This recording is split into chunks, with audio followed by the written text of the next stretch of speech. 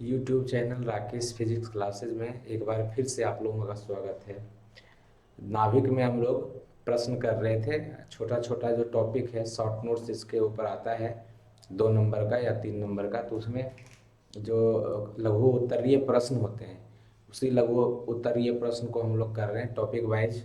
और उसी क्रम में मैंने पिछले क्लास में आप लोग को लास्ट में बताया था कि जो रेडियो सक्रियता होती है उसमें जो रेडियो सक्रिय तत्व होते हैं वो अल्फा बीटा एवं गामा किरणों का उत्सर्जन करते हैं। अल्फा कण होते हैं, बीटा कण होते हैं और गामा कण का उत्सर्जन करते हैं। तो मैंने बोला था कि उसकी प्रकृति के बारे में करेंगे, उसके गुण के बारे में करेंगे।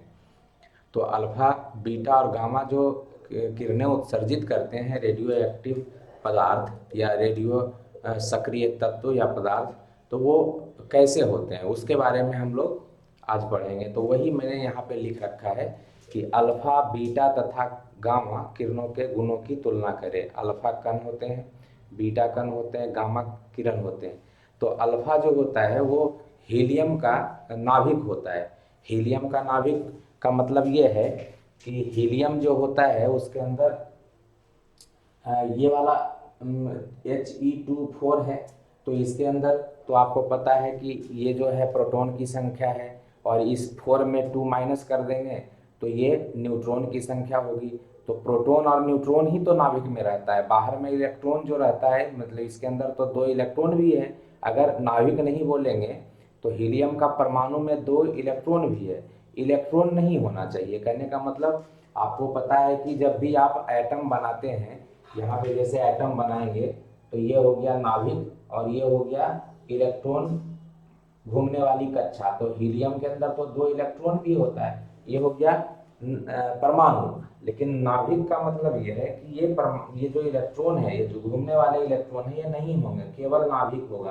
तो नाभिक के अंदर, ये नाभिक के अंदर क्या होता है, तो प्रोटॉन होता है। तो इसके अंदर कितने प्रोटॉन हैं, 2 प्रोटॉन। और न्यूट्रॉन होता है। न्यूट्रॉन कैसे निकलता है, तो परमाणु भार संख्या में माइनस कर देते हैं, 2 न्यूट्रॉन होगा। तो 2 प्रोटॉन 2 न्यूट्रॉन होता है, ये हमें ध्यान रखना है। नाभिक है तो केवल प्रोटॉन होता है, केवल न्यूट्रॉन होता है। अब न्यूक्लियस का नाभिक है, किसी भी तत्व का नाभिक होगा केवल, तो उसके अंदर प्रोटॉन होगा, न्यूट्रॉन होगा। और प्रोटॉन के ऊपर धनावेश होता है, न्यूट्रॉन के ऊपर ऋण आवेश होता है। इसका तो मतलब सॉरी, न्यूट्रॉन जो होता है उसके ऊपर तो आवेश होता ही नहीं है। प्रोटॉन के ऊपर धन आवेश होता है, न्यूट्रॉन के ऊपर कोई भी आवेश नहीं होता है। तो इसका मतलब तो ये हो गया कि प्रोटॉन के ऊपर धन आवेश होने के कारण ये जो नाभिक है वो धन आवेशित हो जाएगा। मतलब ये जो नाभिक है, केवल नाभिक लिया, मतलब इलेक्ट्रॉन नहीं लिया, तो ये हो गया धन आवेशित, है ना। तो इसको आप धन आवेशित बोलेंगे, ठीक है ना। ये हो गया धन आवेशित। कौन सा, तो आपका जो क्या कहते हैं हीलियम का जो नाभिक है, तो हीलियम का नाभिक धन आवेशित होता है। और ये बात हमको ध्यान रखना है। तो धन आवेशित, देखिए इसको थोड़ा सा हम यहाँ पे बताते हैं कि जो हीलियम है इसका नाभिक मान लीजिए ऐसे बना दिए। तो हीलियम के नाभिक में केवल प्रोटॉन होगा और केवल न्यूट्रॉन होगा, ये नाभिक है हीलियम का। और इसके बाहर में जो इलेक्ट्रॉन घूमता है, 2 इलेक्ट्रॉन, उसको हटा दिया गया, ये इलेक्ट्रॉन नहीं है। तो जो अल्फा कण होते हैं उसके अंदर केवल हीलियम का नाभिक होता है, ये हमें समझना है कि अल्फा कण में हीलियम का नाभिक होता है। और नाभिक का मतलब है ये कि उसके अंदर केवल प्रोटॉन और केवल न्यूट्रॉन होंगे। तो प्रोटॉन और न्यूट्रॉन कितना होगा भाई, तो प्रोटॉन न्यूट्रॉन तो हमने बना ही रखा है कि 2 प्रोटॉन होगा, मतलब ये इलेक्ट्रॉन नहीं होता है। नाभिक है हीलियम का, और हीलियम के नाभिक में इसी को कहते हैं हीलियम का नाभिक, He2 4 का नाभिक है। तो इसके अंदर तो प्रोटॉन है ना। और प्रोटॉन जो होता है वो धन आवेशित होता है ना, धन आवेश होता है। न्यूट्रॉन के ऊपर कोई आवेश नहीं होता है, 0 आवेश होता है ना। तो ये ध्यान रखना है कि प्रोटॉन के ऊपर धन आवेश होता है, न्यूट्रॉन के ऊपर कोई आवेश नहीं होता है। इसका मतलब ये है कि अगर हम हीलियम को देखेंगे तो हीलियम, इसके अंदर धन आवेश और इसके ऊपर कोई आवेश नहीं। इसका मतलब जो नाभिक होता है हीलियम का वो धन आवेशित होता है ना। क्योंकि ये प्रोटॉन है, प्रोटॉन धन आवेशित हो गया। तो हीलियम का जो नाभिक है वो धन आवेशित होता है। ये हीलियम का जो नाभिक है मतलब प्रोटॉन की वजह से ये हीलियम नाभिक जो होता है धन आवेशित होता है। तो लिख सकते हैं आप धन आवेशित होता है, ये धन आवेशित हो गया, ठीक है ना। तो जो अल्फा कण होते हैं वो हीलियम के नाभिक होते हैं, ठीक है ना। उसी तरीके से बीटा कण जो होते हैं इलेक्ट्रॉन होते हैं, बहुत ही तेज गति से गतिमान होते हैं, तीव्रगामी इलेक्ट्रॉन इसलिए कहा जाता है। और गामा किरणों की वेधन क्षमता करने का मतलब इनका तो ये जो विद्युत चुंबकीय तरंग होते हैं तो ये तो जो आपका क्या कहते हैं प्रकाश है, विद्युत चुंबकीय तरंग है, प्रकाश के वेग से ये गतिमान होती है 3 × 10⁸ मीटर प्रति सेकंड। तो सोच सकते हैं इससे भी ये ज़्यादा होता है, फोटोन के रूप में भी बोल सकते हैं। तो फोटोन का जो गति होता है वही होता है 3 × 10⁸ मीटर प्रति सेकंड। तो विद्युत चुंबकीय तरंग होती है। तो ये ध्यान रखना है कि अल्फा कण होता है ये जो आपका वो हीलियम का नाभिक होता है, हीलियम का परमाणु नहीं लिख देंगे। तो अगर आप वहाँ पे रहता है 4 ऑप्शन, उसमें लिखता है कि अल्फा कण किसे कहते हैं, हीलियम परमाणु, हीलियम नाभिक, ठीक है ना, हाइड्रोजन परमाणु, हाइड्रोजन नाभिक। तो ध्यान रखना हीलियम का नाभिक होगा, परमाणु नहीं होगा। बीटा कण जो है, बीटा कण इलेक्ट्रॉन होते हैं, तीव्रगामी इलेक्ट्रॉन होते हैं जो बहुत हाई वेलोसिटी से चलते हैं। गामा किरण जो होते हैं वो गामा किरण आपका क्या कहते हैं विद्युत चुंबकीय तरंग होता है और उसका जो गति होता है फोटोन भी उसको बोला जाता है और गति प्रकाश के वेग मतलब 3 × 10⁸ मीटर प्रति सेकंड से। तो दूसरा ये अगर हीलियम का नाभिक है तो इसका द्रव्यमान कहाँ से आएगा, तो द्रव्यमान जो है इसका जो प्रोटॉन, 2 प्रोटॉन है 2 न्यूट्रॉन से निकलेगा, दोनों को आप निकालेंगे तो ये आता है जो उसका द्रव्यमान होता है 6.6 × 10⁻27 kg, ठीक है ना, 6.6 × 10⁻27 किलोग्राम। और ये तो इलेक्ट्रॉन का मास बहुत बार बताएं 9.11 × 10⁻31 किलोग्राम।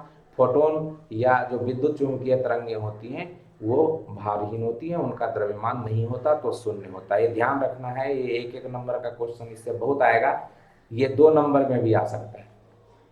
तो ये एकदम ध्यान रखिएगा।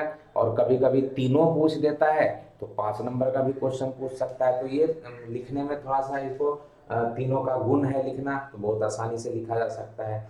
फिर उसके बाद आवेश अभी बताए, आवेश धन आवेशित होता है ना। और धन आवेश कितना होगा, तो इसके ऊपर 2 प्रोटॉन 2 न्यूट्रॉन। तो न्यूट्रॉन के ऊपर तो कोई आवेश नहीं होता, लेकिन प्रोटॉन के ऊपर आवेश होता है।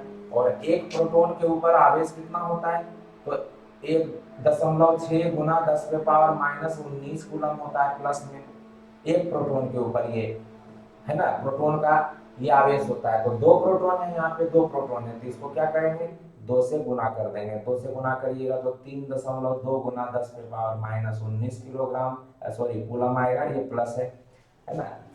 एक प्रोटॉन के ऊपर इलेक्ट्रॉन का जितना आवेश होता है वही होता है, लेकिन धन आवेश होता है। तो आपको पता है कि इलेक्ट्रॉन के ऊपर जो आवेश होता है 1.6 × 10⁻−19 कूलम होता है एक प्रोटॉन के ऊपर। तो 2 प्रोटॉन यहाँ है, न्यूट्रॉन के ऊपर तो आवेश होता नहीं है, तो एक प्रोटॉन का आवेश जो है 2 का ये हो जाएगा 3.2 से गुना करिएगा इसको, तो इस 2 × 32 3.2 × 10⁻−19 वही लिखा हुआ है यहाँ पे कूलम, है ना। इलेक्ट्रॉन, ये इलेक्ट्रॉन तीव्रगामी इलेक्ट्रॉन होता है, तो आपको तो पता ही है कि इलेक्ट्रॉन अगर होगा तो इसके ऊपर ऋण आवेश होगा -1.6 × 10⁻−19 कूलम।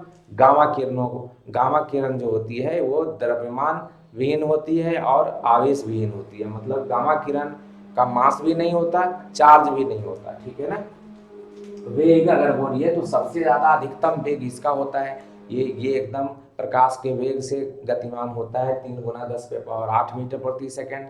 इसके रेस्पेक्ट में ये जो होता है कम गतिमान होता है, मतलब इसका गति जो है हो सकता है प्रकाश का जो वेग है उसका 99% हो या 1% भी हो, मतलब 1% से 99% के तक जो है इसका गति रहता है, लेकिन 100% नहीं रहता।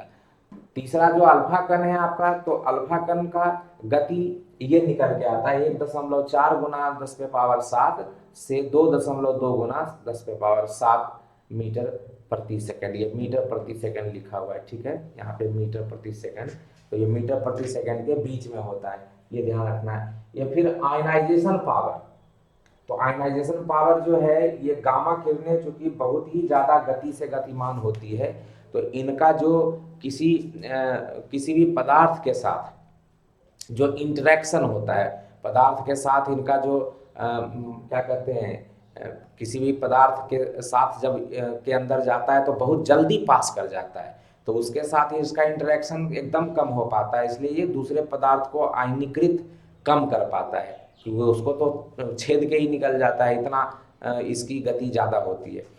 इसके रेस्पेक्ट में मतलब गामा किरण का न्यूनतम होता है, तो इससे इसका 100 गुना अधिक होता है, इसका न्यूनतम होता है, तो जिसका न्यूनतम रहता है उससे याद रखिए, अधिकतम जिसका होता है तो थोड़ा सा रिलेट करने में दिक्कत नहीं होता है, याद भी हो जाता है।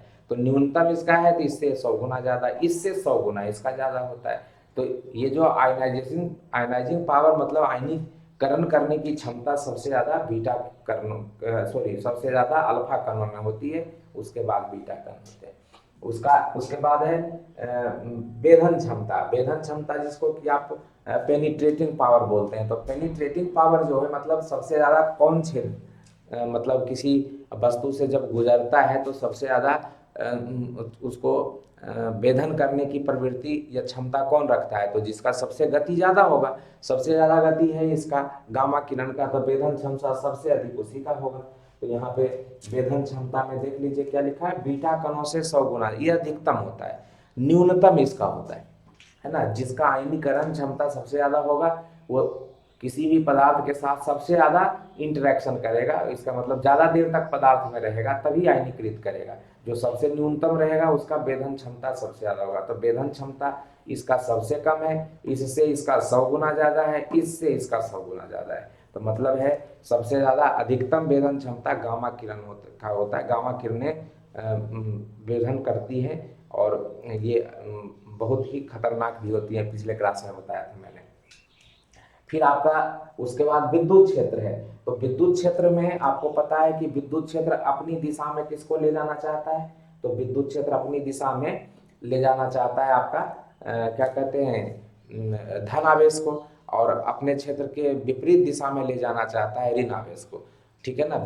लेकिन ये जो है एक चीज भी समझना है कि विद्युत क्षेत्र में अगर पूछा जाए कि अल्फा कण किधर जाएगा, तो विद्युत क्षेत्र अगर होगा तो विद्युत क्षेत्र की दिशा में जाएगा अल्फा कण, क्योंकि वो धन आवेशित है।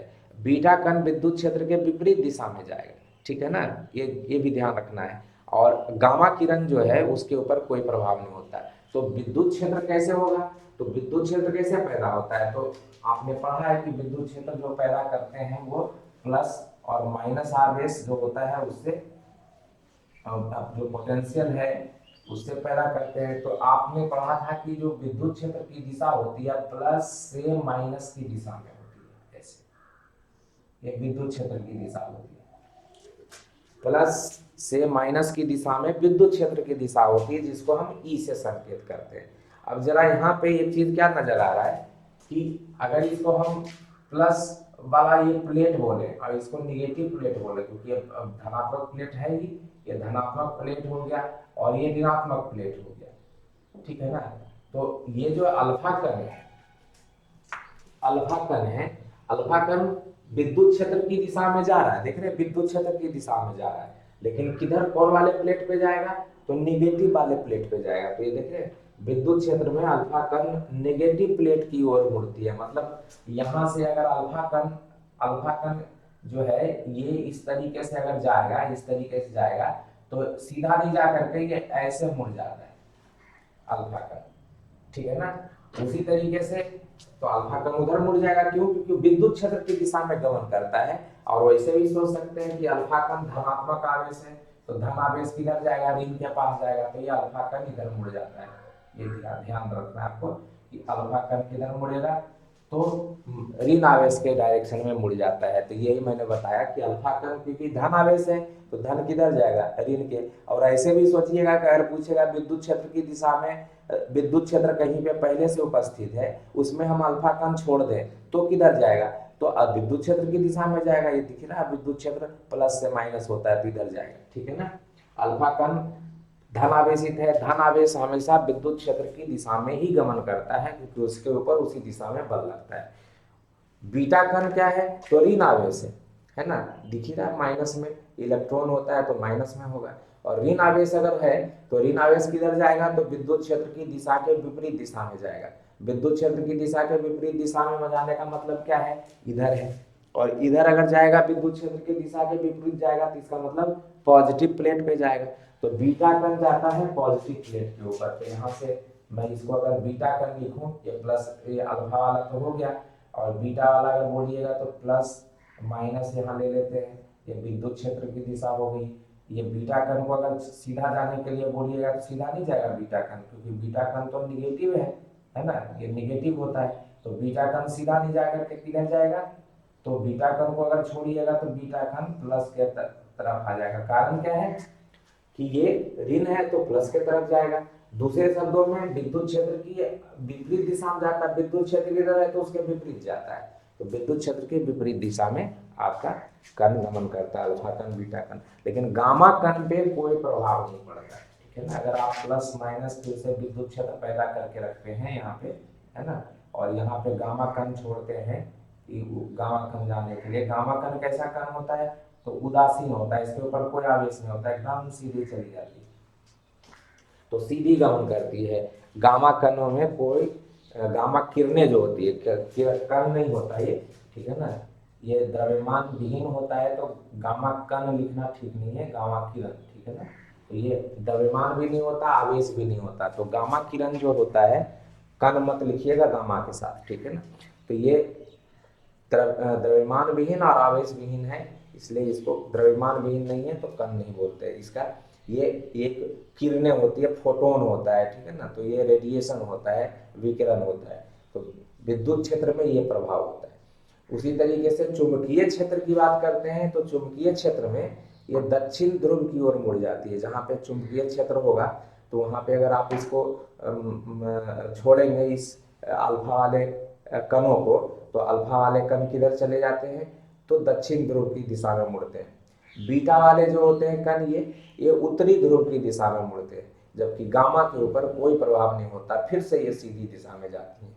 तो ये ध्यान रखना है कि ये आपको इसके गुणों की तुलना करने आता है। तो ये तो केवल क्वेश्चन के लिए, मतलब ये जो हमें लघु उत्तरीय प्रश्न कह सकते हैं, या लोग क्या, इसको तो बड़े क्वेश्चन में भी पूछा जा सकता है और बहुत इंपॉर्टेंट है।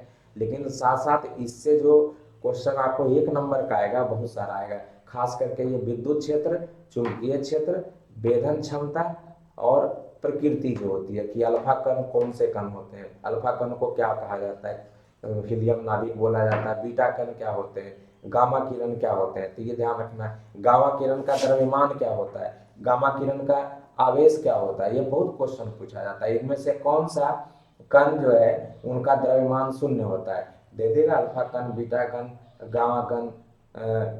बीटा तो दे ही दिया आपको, अल्फा दे दिया, गामा दे दिया, इनमें से कोई नहीं। तो ये ध्यान रखना है कि किसका द्रव्यमान 0 होता है, ठीक है। अब इसके बाद जो हमने किया है रेडियो सक्रियता में, उसमें रेडियो क्षय आता है, रेडियो एक्टिव क्षय, उसके बारे में करेंगे बात, ठीक है ना। तो रेडियो एक्टिव क्षय या रेडियो एक्टिव विघटन क्या होता है, रेडियो एक्टिव डीके बोला जाता है इसको, ठीक है ना, या रेडियो एक्टिव डिसइंटीग्रेशन भी बोलते हैं। तो रेडियो एक्टिव डीके क्या होता है ये हमने यहाँ पे लिखा है। तो कोई बताया ही था पहले भी कि कोई भी जो रेडियो एक्टिव तत्व होता है या रेडियो एक्टिव पदार्थ होता है, उससे अल्फा कणों का उत्सर्जन होता रहता है, बीटा कणों का उत्सर्जन होता है और गामा किरणों का उत्सर्जन होता है। 3 तरह के चीज़ों का ये उत्सर्जन करते हैं। एक तो अल्फा कण है जो हीलियम का नाभिक होता है, दूसरा बीटा कण है जो इलेक्ट्रॉन भी होता है, पॉजिट्रॉन भी होता है, वो बताएंगे अभी आपको। तो इलेक्ट्रॉन, ऐसे तो इलेक्ट्रॉन रहता है, लेकिन 2 तरह का बीटा जब होता है तो 2 तरह का क्षय होता है।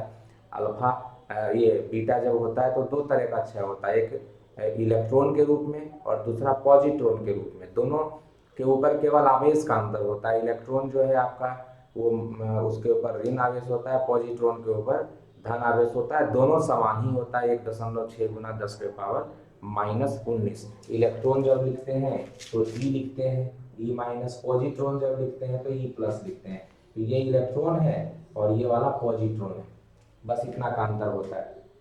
तो बीटा एमिशन में दो तरीके से होता है, इलेक्ट्रॉन का भी एमिशन होता है, पॉजिट्रॉन का भी एमिशन होता है, वो बताएंगे अभी।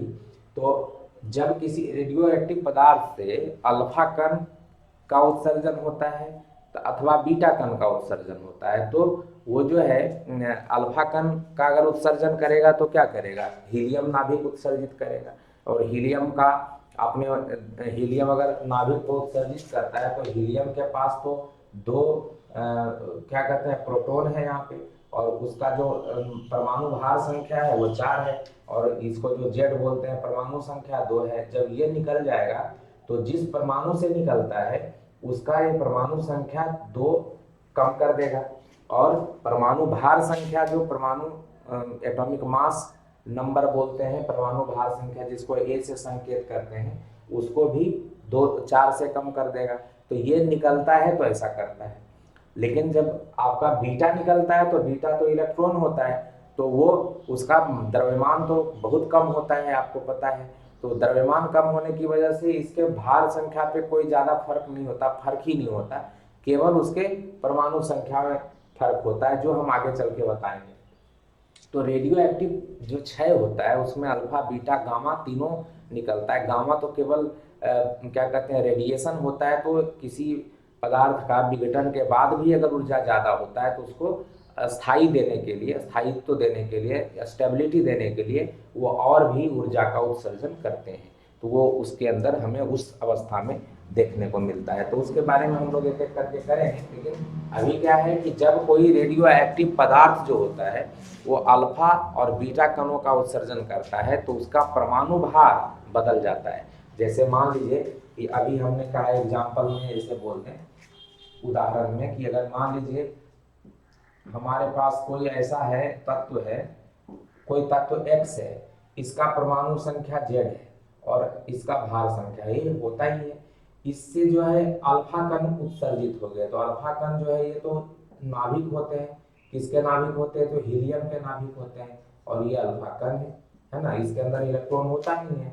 तो ये जब उत्सर्जित होगा, अगर एक अल्फा उत्सर्जित, एक ही अल्फा अगर उत्सर्जित हो रहा है तो एक अल्फा का मतलब इतना माइनस हो जाएगा, माइनस होगा तो जेड में 2 माइनस हो जाएगा, Z-2 ये हो जाएगा Z-2। अब हीलियम जो है इससे निकल जाएगा तो इसका तो द्रव्यमान ये जो परमाणु भार संख्या है वो भी कम हो जाएगा, क्योंकि A-4 हो जाएगा और ये Z-2 हो जाएगा। तो अगर Z में 2 माइनस हो जाएगा आपका, तो ये जो क्या कहते हैं परमाणु संख्या है कोई भी, तो 2 से कम हो जाएगा, और परमाणु संख्या जैसे ही कमेगा तो तत्व भी बदल जाएगा। तो तत्व मतलब x जो है वो भी बदल जाएगा, x कोई दूसरा हो जाएगा, y हो जाएगा।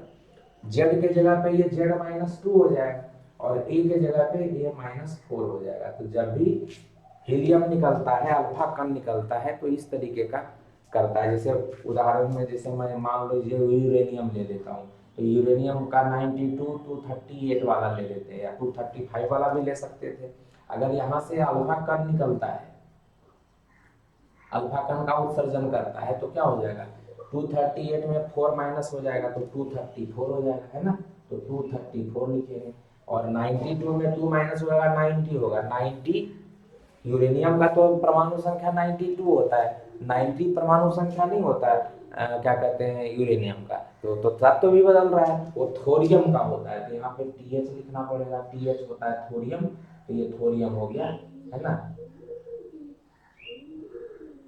इसको थोरियम लिखेंगे तो TH हो गया आपका थोरियम, और इसका 90 होता है। तो देखिए आपका हीलियम निकला तो उसका परमाणु भार संख्या A बदल गया, और इसका परमाणु जो संख्या है Z वो दोनों बदल गया, तो तत्व भी बदल गए। इसलिए लिखा रहता है इस प्रकार प्रारंभिक रेडियो एक्टिव परमाणु, मतलब ये वाला का क्षय हो जाता है। ये क्षय हो गया मतलब टूट गया, और टूट करके नए तत्व के परमाणु का निर्माण करता है। नया तत्व थोरियम बन गया, उसके परमाणु का निर्माण किया, तो ये जो है आपका थोरियम का जो है वो परमाणु बन जाता है। तो ये ध्यान रखना है कि ये जो यूरेनियम है उससे हीलियम निकलता है। यूरेनियम तो पूरा का पूरा है ना, यहाँ पे है आपका, और उसमें जो हीलियम निकल गया तो हीलियम से ये 4 इसका मास नंबर है तो 4 घटेगा, और इसका एटॉमिक ये जो परमाणु संख्या है वो यहाँ पे 92 में 2 घटेगा, क्योंकि ये 2 होता है तो 90 हो गया। ये इस तरीके से उत्सर्जन करता है आपका, तो नए तत्व का परमाणु का निर्माण करता है जो रेडियो एक्टिव क्षय कहलाता है। इसी घटना को रेडियो एक्टिव क्षय कहते हैं। और ये रेडियो एक्टिव क्षय स्वतः होता रहता है। मैंने पिछले क्लास में रेडियो सक्रियता बताई थी, तो उसमें हमने कहा था ये जो परमाणु है ऐसा जो भी करता है वो स्वतः ऐसा करता है। अल्फा बीटा गामा किरण जो है खुद ही निकालता रहता है और अपने आप को अस्थायित्व देने की कोशिश करता है, ऊर्जा को कम करके, ऊर्जा अपने अंदर से निकाल के। तो ये प्रक्रिया, विघटन की प्रक्रिया, ये रेडियो एक्टिव क्षय की प्रक्रिया तब तक चलती रहती है अल्फा कण, बीटा कण और गामा किरणों के उत्सर्जन द्वारा, जब तक कि ये अस्थाई कोई नाभिक नहीं, मतलब यहाँ पे कोई अस्थाई नाभिक नहीं बना लेता।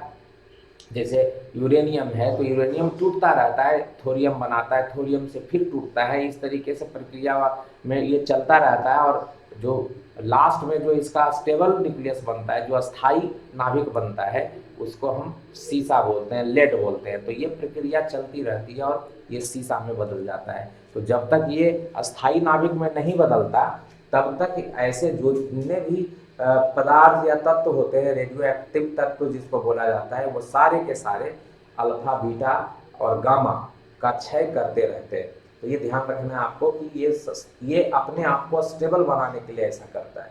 उसी तरीके से बीटा उत्सर्जन है, तो मैं एक एक करके अल्फा उत्सर्जन क्या है, बीटा क्या है, गामा क्या है, उसका एग्जाम्पल से अभी करते हैं, ठीक है ना।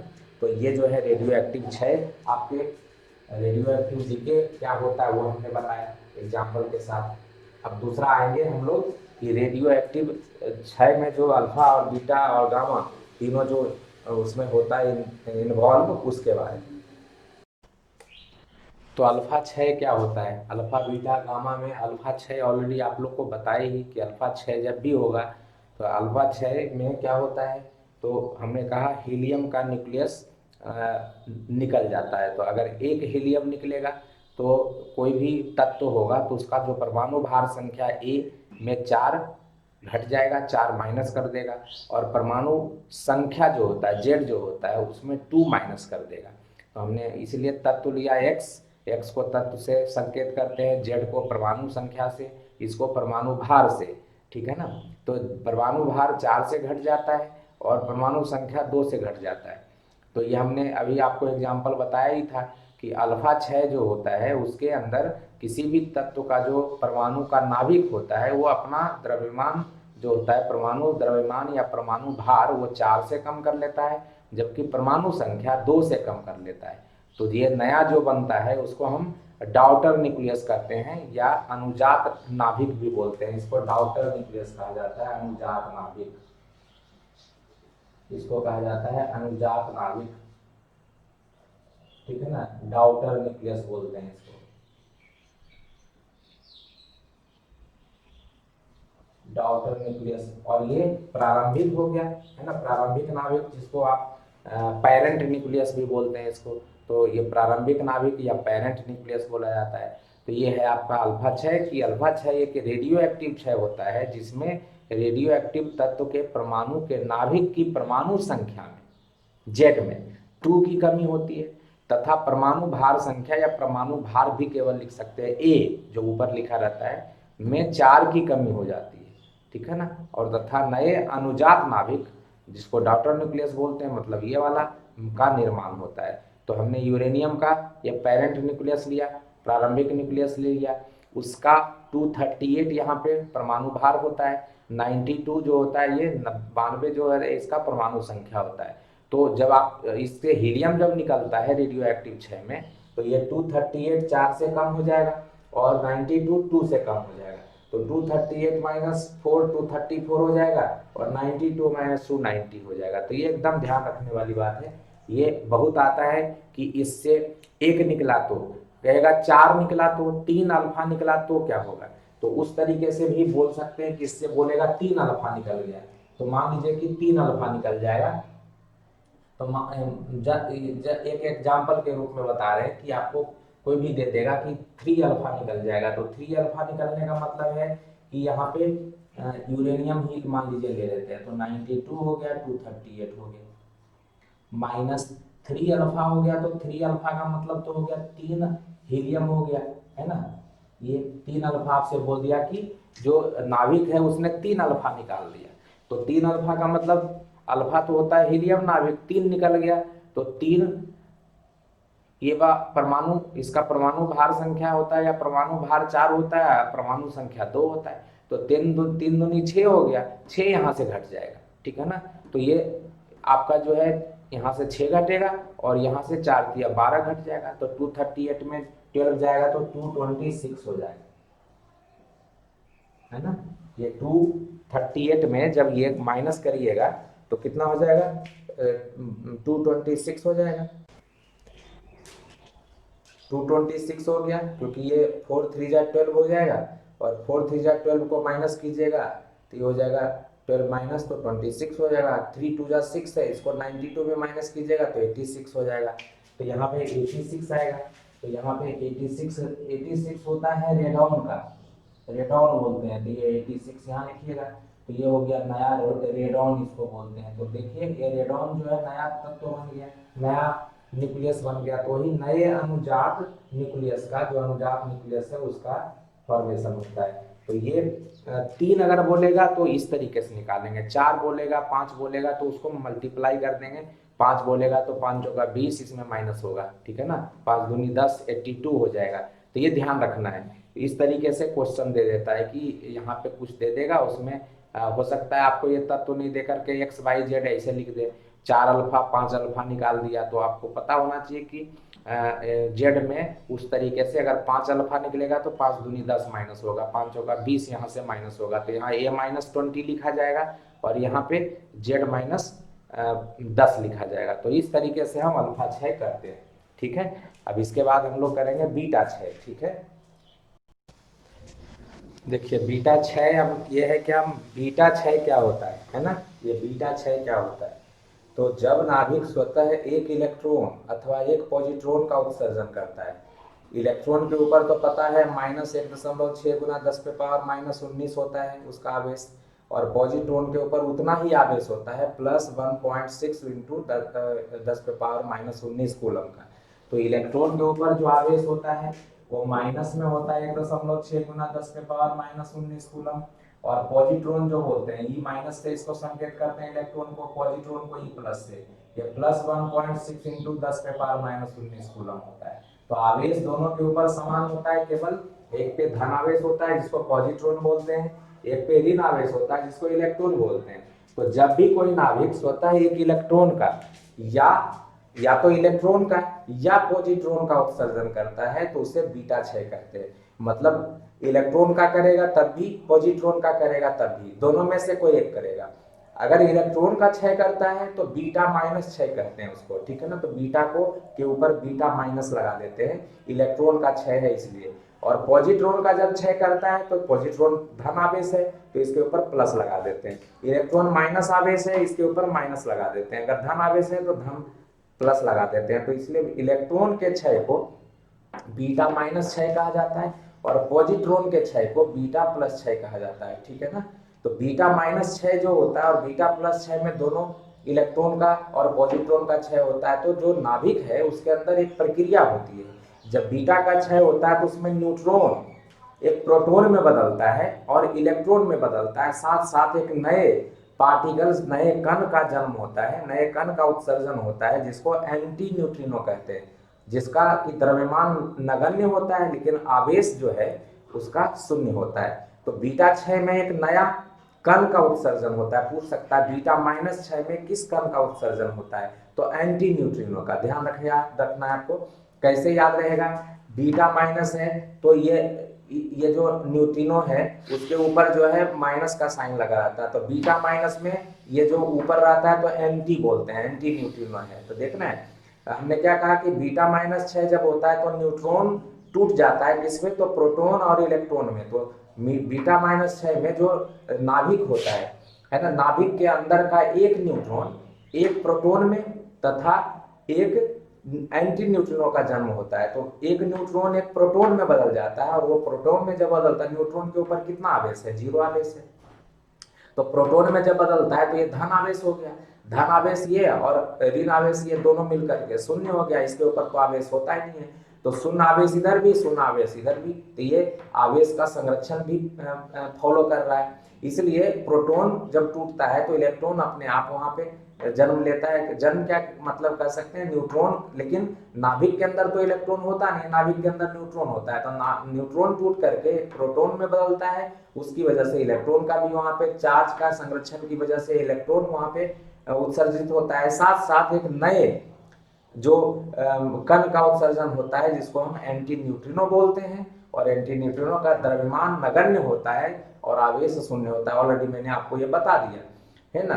बीटा, लेकिन तो होगा क्या, तो बीटा -6 में जो इलेक्ट्रॉन का जन्म होता है, तो इलेक्ट्रॉन का जो आवेश है वो क्या है, इलेक्ट्रॉन का आवेश -1 है, तो इसका मतलब है यहाँ पे आवेश -1 और ये 0 होता है। तो आवेश को यहाँ पे लिख सकते हैं, द्रव्यमान तो आपको पता है कि इलेक्ट्रॉन का 0 होता है। तो ये जो संख्या होती है वो जो परमाणु संख्या ऐसे तो बोलते हैं, तो इसका तो ये आवेश के रूप में लिखा जाता है। और यहाँ पे तो आपको पता ही है कि जैसे मान लीजिए कोई भी हमने एक एग्जांपल लिखा है कि फास्फोरस है, तो ये 15 जो है एटॉमिक नंबर है, लेकिन ये प्रोटॉन की संख्या भी तो बोली जाती है। ये 32 हो गया, तो प्रोटॉन की संख्या मतलब 15 जो है पॉजिटिव चार्ज हो गया, है ना, और उसमें ये एक माइनस हो जाएगा, तो ये 15 में से एक चला जाएगा, 14 बच जाएगा। और ये जो है द्रव्यमान संख्या 32 में से 0 जाएगा तो 32 ही रहेगा। मतलब क्या है कि जब बीटा क्षय होता है, बीटा -6 होता है, तो उसमें इलेक्ट्रॉन निकलता है। हमने शुरू में ही लिखा, इलेक्ट्रॉन निकलता है। इलेक्ट्रॉन के ऊपर जो आवेश होता है वो -1 होता है ये, और ये प्रोटॉन होता है 15 प्रोटॉन 15 प्लस होता है। तो 15 प्लस में ये वाला जो है आपका इलेक्ट्रॉन माइनस की वजह से या माइनस माइनस मिलकर के प्लस हो जाता है, तो 15 प्लस 1 हो जाता है, 16 हो जाता है। मतलब क्या है, इलेक्ट्रॉन का जब उत्सर्जन होता है तो परमाणु संख्या बढ़ती है। आपको ऐसे भी पता है कि इलेक्ट्रॉन के उत्सर्जन से पॉजिटिव चार्ज बढ़ता है, मतलब 15 है तो एक चार्ज और बढ़ जाएगा, 16 हो जाएगा, तो ये सल्फर बन जाता है। जो ये फास्फोरस है वो सल्फर बन जाता है। तो ये फास्फोरस का 15 है, यहाँ पे प्रोटॉन की संख्या 15 है, यहाँ पे फास्फोरस हमने लिया है, उसका 32 आपका परमाणु भार संख्या है, परमाणु द्रव्यमान संख्या भी बोल सकते हैं, और ये परमाणु संख्या Z है। इसमें माइनस करिएगा तो 15 माइनस माइनस 1 हो जाएगा 16, तो 16 बन जाएगा। और इसमें एंटी न्यूट्रिनो भी निकलता है। इसको अगर ये माइनस है तो इसको इधर भी लिखा जा सकता है, अगर ये माइनस को इधर कर देंगे तो ये प्लस हो जाएगा। तो इस तरीके से भी इसको लिखा जा सकता है ना। जैसे मान लीजिए इसको और लिखना है तो इस तरीके से लिख सकते हैं कि ये जो है फास्फोरस हो गया 15, 32 हो गया, वो इलेक्ट्रॉन को उधर कर दीजिए तो हो जाएगा सल्फर 16, 32 प्लस इलेक्ट्रॉन, ये माइनस है तो उधर जाकर के इलेक्ट्रॉन प्लस में हो जाएगा 0, और ये आपका एंटी न्यूट्रिनो। इस तरीके से भी लिख सकते हैं। एंटी न्यूट्रिनो केवल एनर्जी होता है, ऊर्जा होता है, इसका आवेश शून्य होता है और जो द्रव्यमान है वो लगभग नगण्य होता है। तो इसको हम लोग ये करते हैं। तो ध्यान ये रखना है कि बीटा -6 में जो परमाणु संख्या है उसमें देखना है, परमाणु संख्या में एक वृद्धि हो गई, यहाँ 15 था, ये 15 था तो 16 हो गया। लेकिन द्रव्यमान संख्या जो होता है, परमाणु भार संख्या होता है, उसमें कोई वृद्धि नहीं होती, कोई परिवर्तन नहीं होता। तो बीटा -6 में नाभिक के परमाणु भार संख्या ये में कोई परिवर्तन नहीं होता, परंतु परमाणु संख्या में 1 की वृद्धि हो जाती है। तो ये हमको ध्यान रखना है कि उसके अंदर ये होता है। और इसके बाद जो है हम लोग करेंगे बीटा -6, बीटा +6। बीटा +6 में उल्टा होता है, उसमें प्रोटॉन जो है न्यूट्रॉन में टूट जाता है, ठीक है ना। तो बीटा जो +6 होता है, इसके बाद हम लोग बीटा +6 कर रहे हैं। तो बीटा +6 यहाँ पे कर देते हैं इसको। तो बीटा +6 में क्या होता है, रेडियो एक्टिव नाभिक के अंदर एक प्रोटॉन एक न्यूट्रॉन में बदल जाता है। इस बार प्रोटॉन न्यूट्रॉन में बदलता है, ठीक है ना। तो इसको उल्टा करना पड़ेगा, एक प्रोटॉन P जो होता है एक न्यूट्रॉन में बदल जाता है।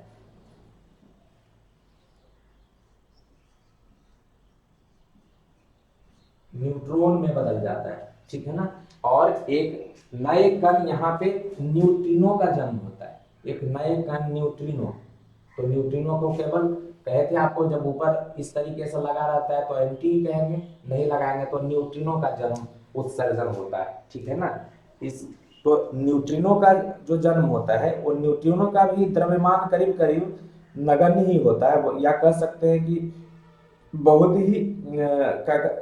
ही कम होता है, ठीक है ना। और ये भी आवेश इसका भी नगण्य ही होता है, मतलब शून्य ही होता है, ये भी कह सकते हैं। तो न्यूट्रिनो जो होता है ये भी न्यूट्रल पार्टिकल होता है, मतलब आवेश शून्य होता है, ये उदासीन होता है तो आवेश शून्य ही होता है, और इसका भी द्रव्यमान नगण्य ही होता है, मतलब बहुत कम होता है, ठीक है। लेकिन इसमें क्या है, न्यूट्रिनो जो आपका बेसिक जो न्यूक्लियर प्रोसेस है, इसमें ये भी पूछ सकता है कि आधारभूत जो नाभिकीय प्रक्रिया है क्या है, तो आधारभूत नाभिकीय प्रक्रिया यही है कि प्रोटॉन इसमें प्रोटॉन टूटता है किसमें, तो न्यूट्रॉन में, और साथ साथ जो है यहाँ पे प्रोटॉन के साथ पॉजिट्रॉन एक होता है, साथ साथ न्यूट्रिनो होता है। तो ध्यान रखना है कि ये प्रोटॉन है तो ये प्लस आवेश है, दोनों तरफ टोटल आवेश बराबर होना चाहिए हमेशा ऊर्जा संरक्षण के सिद्धांत से। तो ये प्लस है तो इधर भी प्लस होना चाहिए, न्यूट्रॉन के ऊपर कोई आवेश नहीं होता, इधर प्लस है ही, न्यूट्रिनो के ऊपर कोई आवेश नहीं होता, इसको न्यूट्रिनो कहते हैं। इसके पहले इसके ऊपर हमने साइन लगाया था, तो याद रखने का तरीका क्या है, बीटा प्लस है तो ये भी प्लस होगा, न्यूट्रिनो बोलेंगे। बीटा माइनस है तो यहाँ पे माइनस जैसा ऊपर में लगा रहता है, तो वो एंटी न्यूट्रिनो होता है। तो इसमें भी जो है आपका जो बीटा प्लस है बीटा माइनस है, उसके अंदर एक में जब बीटा माइनस होता है तो न्यूट्रॉन टूटता है प्रोटॉन में, और जब बीटा प्लस होता है तो प्लस ही टूटता है। यहाँ पे देख रहे हैं बीटा प्लस है तो ये प्रोटॉन टूटता है न्यूट्रॉन में। तो ये नाभिकीय प्रक्रिया बोली जाती है, बेसिक मूलभूत नाभिकीय प्रक्रिया जो होती है बीटा प्लस 6 में ये होती है। तो आपसे पूछ सकता है कि बीटा प्लस 6 का मूलभूत नाभिकीय प्रक्रिया क्या है, तो ये बीटा माइनस 6 का मूलभूत नाभिकीय प्रक्रिया क्या है, तो एन यहाँ हो जाएगा, P प्लस ई माइनस हो जाएगा, एंटी न्यूट्रिनो हो जाएगा, जो इसके पहले वाला इक्वेशन था। बीटा माइनस 6 का नाभिकीय मूलभूत नाभिकीय प्रक्रिया, तो इसको कहा जाता है मूलभूत नाभिकीय प्रक्रिया। अगर ध्यान रखिए, बेसिक मूल नाभिकीय प्रक्रिया, बेसिक न्यूक्लियर प्रोसेस बोलते हैं इसको। तो ये बेसिक न्यूक्लियर प्रोसेस है इसका, तो ये ध्यान रखिएगा, ये होता है दोनों में, ठीक है ना। अब इसमें जो है पॉजिट्रॉन निकल रहा है, तो पॉजिट्रॉन निकलने का मतलब हो गया प्लस आवेश, ठीक है ना। तो इसमें बीटा प्लस 6 में नाभिक के परमाणु संख्या में कोई परिवर्तन नहीं होता। फिर से नाभिक के परमाणु संख्या में कोई, परमाणु भार संख्या में ए में, परमाणु भार लिख लीजिए, ज्यादा कंफ्यूजन होता है, तो परमाणु भार ए में कोई परिवर्तन नहीं होता, परंतु परमाणु संख्या में एक की कमी हो जाती है, यहाँ पे वृद्धि नहीं होती, कमी हो जाती है। और यहाँ पे जो पॉजिट्रॉन है मतलब उसके ऊपर प्लस आवेश होता है, तो देख रहे हैं 15 माइनस 1 मतलब ये 14 हो जाता है।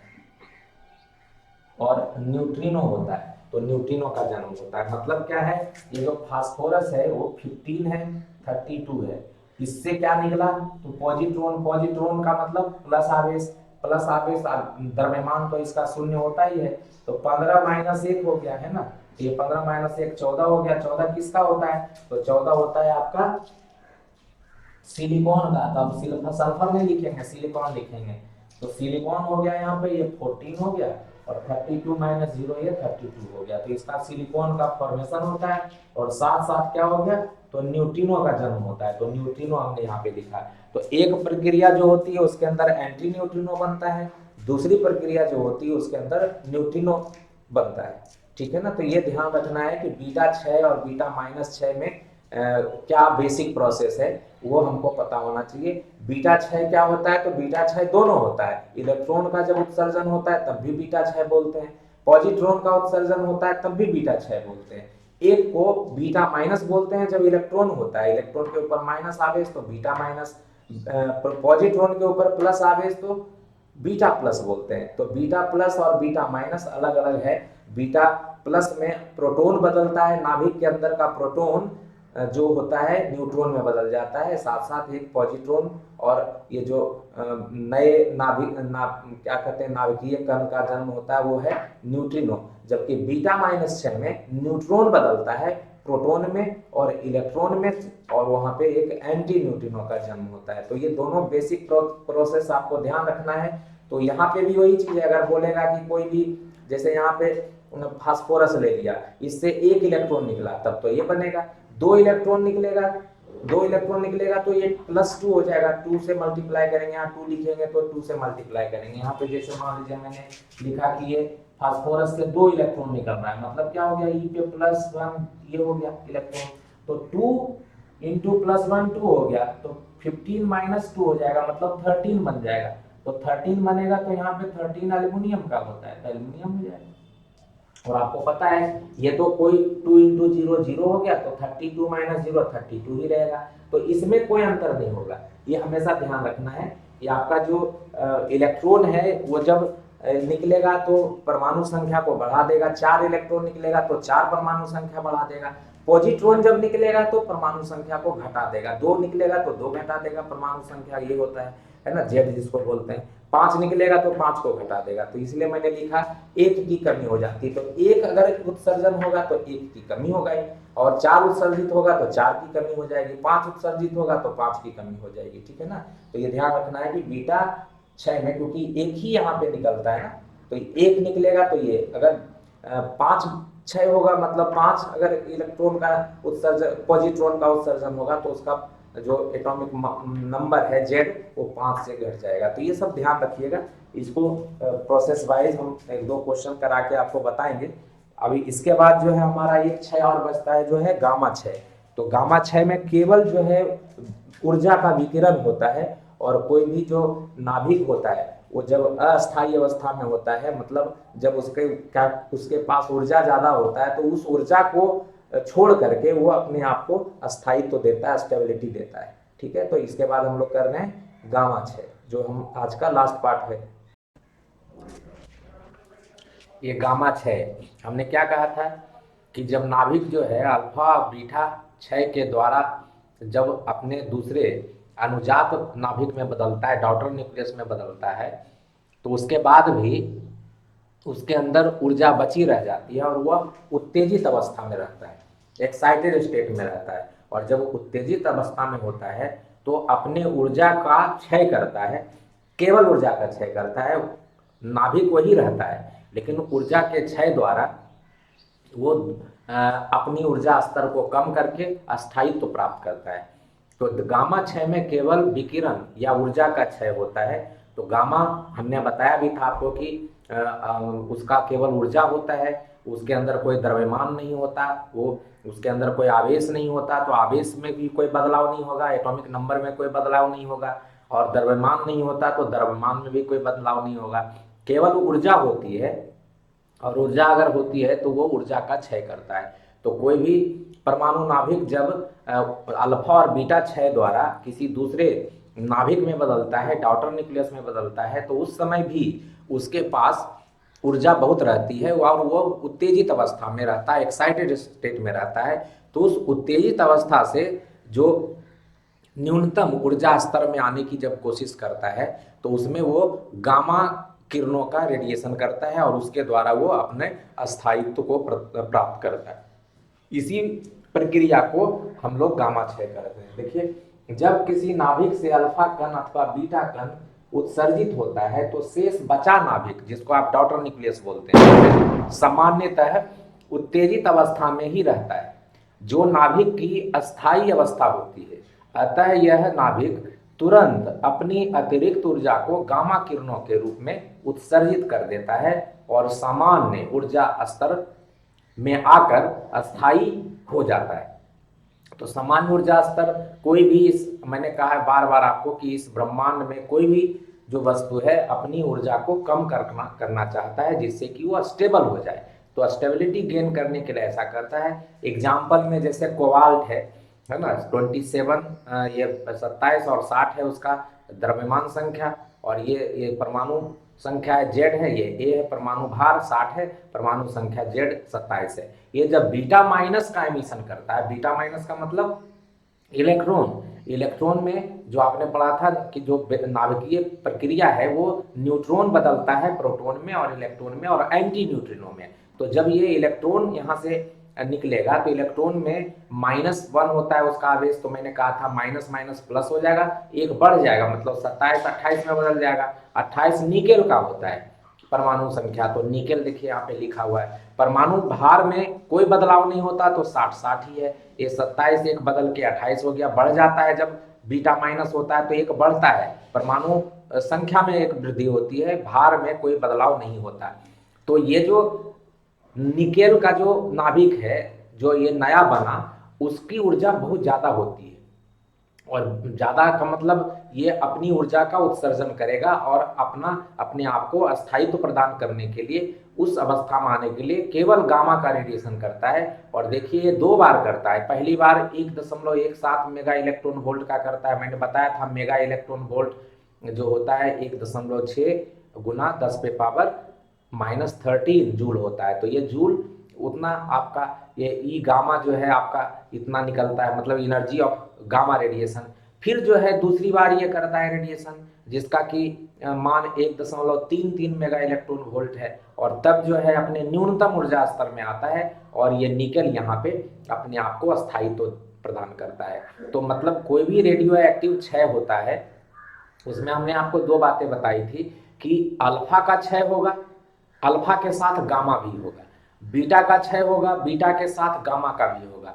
ऐसा कोई भी रेडियो एक्टिव तत्व नहीं करता कि अल्फा का भी क्षय कर रहा हो साथ साथ बीटा का भी कर रहा हो। अल्फा बीटा साथ कभी कभी कभी नहीं होता, अल्फा का होगा तो साथ साथ गामा का होगा, या बीटा का होगा तो बीटा के साथ गामा का होगा, अल्फा के साथ बीटा का क्षय कभी नहीं होता है। ये ध्यान रखिएगा, कभी कभी वो भी पूछ देता है कि नाभिकीय विखंडन में अल्फा के साथ बीटा का क्षय होता है, अल्फा के साथ बीटा गामा का क्षय होता है, अल्फा के साथ गामा का क्षय होता है, इनमें से कोई नहीं। तो आपको ध्यान रखना है अल्फा के साथ गामा का क्षय होता है, या अल्फा बीटा के साथ, अल्फा के साथ गामा या बीटा के साथ गामा का क्षय होता है। अल्फा के साथ बीटा गामा का क्षय नहीं होता, ये ध्यान रखना है। अल्फा के साथ बीटा कभी नहीं होगा, अल्फा के साथ गामा हो सकता है या बीटा के साथ गामा हो सकता है, ये ध्यान रखना है। क्योंकि जब वो उत्तेजित अवस्था में रहता है तो इस गामा के गामा का उत्सर्जन करके ही वो अपनी न्यूनतम ऊर्जा स्तर में आता है, स्टेबिलिटी गेन करता है। तो इस बात को ध्यान रखते हुए आपको ध्यान रखना है कि ये जो न्यूक्लियर प्रोसेस है इसमें 3 तरह का क्षय होता है। अब हम लोग इसके बाद जो है दूसरा टॉपिक करेंगे जिसमें हम लोग करेंगे कि जो नाभिकीय प्रोसेस होता है या जो रेडियो एक्टिव क्षय का नियम क्या है, और साथ साथ तब हम उसकी अर्ध आयु और औसत आयु करेंगे जो इसका मेन इंपॉर्टेंट टॉपिक है। उसके बाद न्यूक्लियर रिएक्टर में क्या क्या होता है मेन वो बताएंगे आप लोग को, ठीक है। तो नेक्स्ट वीडियो में हम लोग उसके बारे में करेंगे। तब तक इसका अध्ययन कीजिए और लोगों को बताइए, जो भी लोग जानते नहीं जानते हैं उनको बता दीजिए, जिससे कि वो, अब तो एग्ज़ाम नज़दीक आने वाला है, तो अगर आप लोग को पसंद आता है तो बताइए ज़रूर अपने साथियों को, अपने गांव वालों को, जिससे कि वो उसका फ़ायदा उठा सकते हैं। मिलते हैं नेक्स्ट वीडियो में आप लोगों से, ठीक है।